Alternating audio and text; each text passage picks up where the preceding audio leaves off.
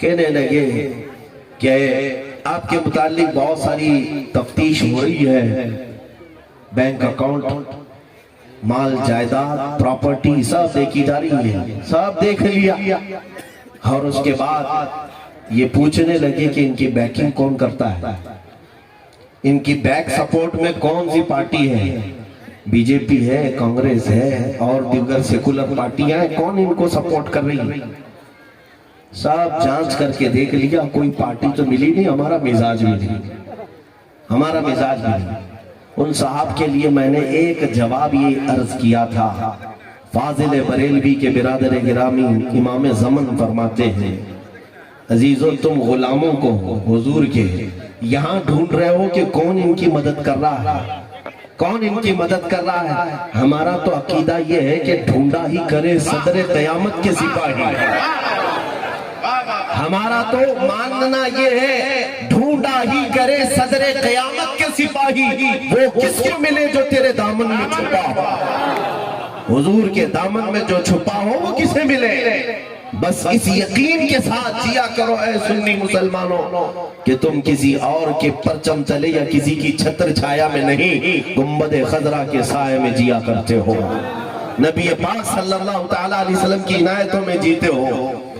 دو چند باتیں ایسی ہیں کہ پوری دنیا ہر زمانے میں تمہاری قیمت لگانے کو تیار رہتی تھی، لیکن کچھ ایسے غیور نوجوان ہیں جو کبھی اس قیمتی دولت کا سودا نہیں ہونے دیا، کبھی نہیں ہونے دیا۔ حضرت شہاب الدین قلیوبی لکھتے ہیں کہ 3 نوجوان ایسے تھے جو ایک عیسائی بادشاہ کی قید میں آ گئے، جوان تھے، اور عیسائی بادشاہ نے انہیں قید کر کے کہا کہ تم اپنا دین بدل لو، دھرم پریورتن کر لو، ہمارے دھرم میں آ جاؤ، ہم اپنی وزارت میں رکھ لیں گے، سپاہی بنا لیں گے۔ لیکن وہ رسول اللہ کے غلام تھے، میرے آقا صلی اللہ تعالیٰ علیہ وسلم کے سچے غلام تھے، اڑے رہ گئے، جمے رہ گئے، ڈٹے رہ گئے۔ بادشاہ نے جلاد کو حکم دیا کہ ایک کڑھائی میں تیل گرم کرو، اور جب تیل کھولنے لگے تو ان میں سے ایک ایک کو اٹھا کر کے اس میں ڈال دو۔ اتنی سخت سزاؤں سے گزارا جا رہا ہے ایک عاشق رسول کو۔ میرے عزیزوں، 3 بھائیوں میں سے بڑے کو اٹھا کر کے جلاد نے کھولتے ہوئے تیل میں ڈال دیا، وہ تھوڑی ہی دیر میں ان کی شہادت ہو گئی۔ دوسرے کو اٹھایا، کہا اب بھی تیرے پاس وقت ہے، بدل لے۔ اس نے کہا اب تو تم نے اور بھی دشوار کر دیا ہمارے لیے، میرے بھائی کے ساتھ بھی غداری نہیں، میرے مصطفیٰ کی شریعت کے ساتھ بھی غداری نہیں۔ بادشاہ نے کہا کہ اس کو بھی اٹھاؤ اور تیل میں ڈالو، دوسرے کو بھی اٹھایا، کھولتے ہوئے تیل میں ڈال دیا گیا۔ انگلی کو بھی اگر تیل کا ایک چھینٹا اچھل جائے نا، آپ دن بھر اف اف کرتے رہتے ہو۔ اور ان دیوانوں کی کیسی آزمائش ہوئی ہوگی جن کو کھولتے ہوئے تیل میں پورے جسم سمیت ڈال دیا گیا۔ چھوٹا جو سب سے نوجوان بھائی تھا، جس کی عمر 20 سال سے 25 سال کے بیچ یا 22 سال جو بھی رہی، اس کی باری تھی، اس کی باری تھی۔ بادشاہ کے ایک وزیر نے کہا کہ بادشاہ سلامت، یہ نوجوان میرے حوالے کر دیں، اس کو مت مارے، 1 مہینے کا ٹائم دے دے، میں اس کو پورا چینج کر کے لاؤں گا، پورا بدل کر کے لاؤں گا۔ بادشاہ نے کہا ٹھیک ہے، 1 مہینے کا ٹائم ہے، لیکن حفاظت کے ساتھ لے جا اور رکھ۔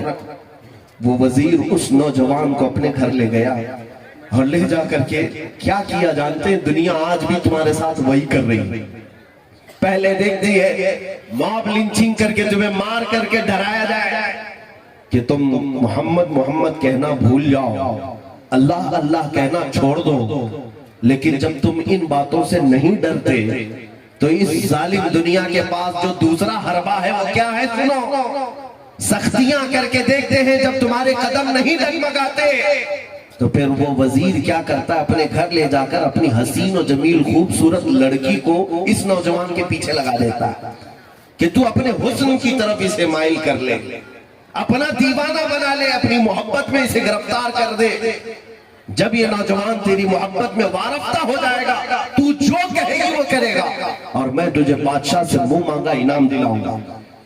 یہ بیٹیاں جس لیے چھوڑتے بھی ہیں کہ تمہارا ایمان متزلزل ہو جائے۔ ہاں یوں ہی عیاشیاں نہیں ہوتی ہیں، ننگاپن یوں ہی نہیں، یہ تمہارے ایمان کو خریدنے کے سودے ہیں۔ آج جو کچھ بھی تم دیکھ رہے ہو بہت سارے نوجوان، میں یہ کہتا ہوں اگر تمہاری آنکھیں اتنی ہلکی ہیں کہ یہ چکا چوند کو دیکھ کر کے تم بک جاتے ہو تو پھر تم نے اپنے نبی پاک کی محبت کے ساتھ غداری کیا۔ اس چھوٹے نوجوان کے پیچھے اس وزیر نے حسین و جمیل بیٹی کو لگا دیا، لیکن ہوتا کیا تھا، رات کا وقت ہوتا وہ حجرے میں جاتی، جیسے ہی وہ لڑکی کمرے کے اندر آتی اس نوجوان کا حال یہ تھا، یہ مصلی بچھاتا سجدے میں چلا جاتا، سجدے میں چلا جاتا، اٹھتا ہی نہیں، وہ بیٹھی رہتی کبھی اونگتی تھی کبھی ڈولتی تھی کہ یہ اب اٹھے گا تب اٹھے گا مجھے دیکھے گا، رات گزر جاتی چلی جاتی، ایک رات، دو رات، تین رات، یہاں تک کہ 25 راتیں گزر گئی مگر اس جوان کا سجدہ ختم نہیں ہوا۔ ایک رات آئی، مہینہ ختم ہونے سے پہلے وہ اپنے ٹارگٹ پر عمل کر ہی نہ سکی، اپنے باپ کو جواب کیا دیتی، اب تک یہ نوجوان دیکھا ہی نہیں، محبت میں فدا ہونا بہت دور کی بات ہے، دیکھ تو لے ایک بار۔ وہ سجدے میں جیسے ہی گیا، آخری رات تھی، اس خاتون نے کہا اے کٹھور دل، اے کٹھور دل، ایک بار اپنا سر اٹھا کر میرے حسن کو دیکھ تو لے، مجھے دیکھنے کے لیے لوگوں کی قطاریں لگ جاتی ہیں، میرے نکاح کے لیے بڑے بڑے بادشاہوں کے شہزادوں کے پیغامات آتے ہیں اور ایک تو ہے کہ میری طرف دیکھنا بھی نہیں چاہتا۔ اس نوجوان نے مصلی سے سر نہیں اٹھایا، سر اٹھائے بغیر کہا اے خاتون تو اپنے ارادے میں کامیاب نہیں ہو سکتی، واپس چلی جا، واپس چلی جا، اس لیے کہ جن آنکھوں میں مصطفیٰ کا جمال بسا ہو، جو آنکھیں اپنے نبی کے دیدار میں موت ہو چکی ہو، ان کو تیرے جیسا حسن دھوکہ نہیں دے سکے۔ نعرہ تکبیر، ہاتھوں اٹھا کر نعرہ رسالت، محفوظ ناموس رسالت، حضرت علامہ مفتی سلمان اظہری۔ جب اس کی حقانیت پر جمی ہوئی یہ استقامت کو اس خاتون نے دیکھا تو کہنے لگی اب سر اٹھا، اب سر اٹھا، میں اپنی محبت میں تجھے فدا نہ کروں گی بلکہ میں تیری محبت میں فدا ہو چکی ہوں۔ تجھ جیسا حق نوجوان میں نے آج تک نہیں دیکھا، سر اٹھا، جس خدا کی تو عبادت کرتا ہے، جس مصطفیٰ کے حسن میں تو مستغرق ہے، ذرا مجھے ان کا دیوانہ تو بنا لے۔ وہ نوجوان اٹھا اور اس خاتون کو دائرہ اسلام میں داخل کیا۔ یہ ہے ہماری فتح، اسلام تھا، اسلام ہے اور اسلام ہے۔ میرے عزیزوں، اس نوجوان نے کہا کہ ہم اجنبی ہیں، ہم غیر محرم ہیں، اس طرح رہ نہیں سکتے۔ اس خاتون نے کہا یہ دیار غیر ہے، ہمیں یہاں سے نکلنا ہوگا۔ وہ خاتون کہتی ہے میں تیرے لیے راستہ ہموار کرتی ہوں، جب تو یہاں سے نکل کر جائے تو مجھے بھی ساتھ لے جائے، ہم دونوں نکاح کر لیں گے۔ اس خاتون کی بات پر وہ نوجوان رات کے وقت نکلا۔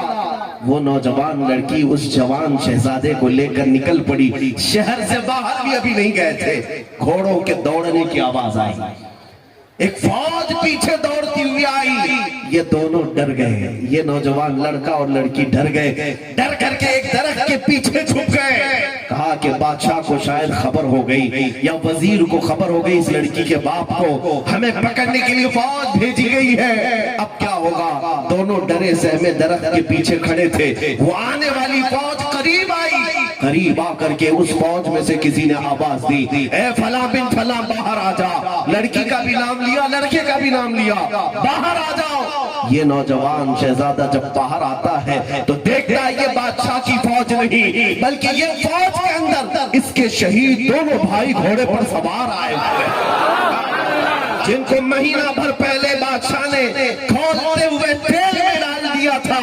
وہ نوجوان دونوں گھوڑے پر سوار آئے ہوئے ہیں۔ اس نے دیکھتے ہی کہا بھائی جان آپ کیسے؟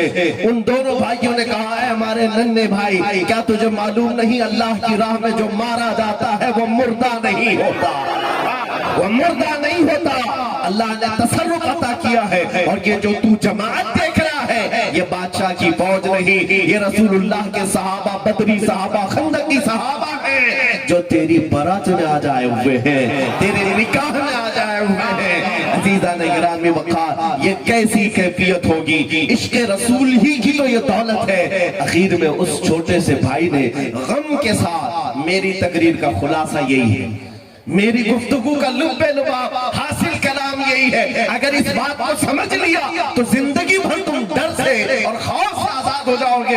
اس نوجوان نے اپنے دونوں بڑے بھائیوں سے کہا، بھائی جان، جب وہ بادشاہ کھولتے ہوئے تیل میں آپ کو ڈال رہا تھا، تیل میں اس قدر گرمی تھی کہ ہاتھ قریب لے جائے تو چمڑی اتر جائے، آپ کا جسم جب اس تیل میں گیا کتنی دردناک تکلیف ہوگی، کیسی اذیت آپ نے برداشت کی۔ وہ دونوں گھوڑے پر سوار جوانوں نے ہنستے ہوئے کہا، اے بچے، اے ہمارے جوان بھائی، کس تکلیف کی بات کر رہا ہے؟ ہمیں پتہ ہی نہیں چلا کب تیل میں ڈالا گیا، کب روح نکلی، اس لیے کہ جس وقت جلاد ہمیں تیل میں ڈال رہا تھا سامنے جمال مصطفیٰ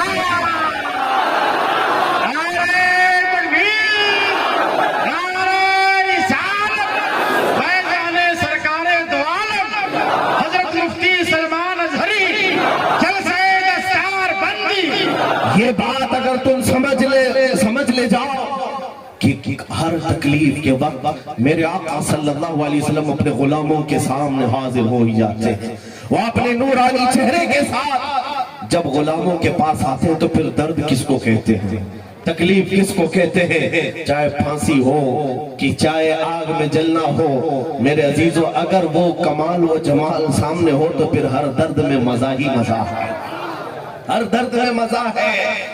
اور ایک مثال میں عرض کر کے آپ کے ذہنوں کو قریب کرنا چاہوں گا، اے نوجوانوں، یہ دنیا پوری تمہیں خریدنے کے لیے بڑی بڑی قیمتیں لگا چکی ہے، تمہیں پتہ ہے آج پوری انڈسٹری، فلم انڈسٹری، چاہے وہ ہالی ووڈ ہو، بالی ووڈ ہو، ٹالی ووڈ ہو، پتہ نہیں کون کون سے ووڈ ہو، اور اس پر مزید پورنوگرافی، پھر اس پر مزید کارٹون کی دنیا، یہ سب کروڑوں اربوں روپے خرچ کرتے ہیں اور تمہارے جیب سے وصولتے ہیں، کس لیے؟ تمہارے اخلاق پر ڈاکہ ڈالنے کے لیے، تمہاری آنکھوں کی حیا کو چھیننے کے لیے۔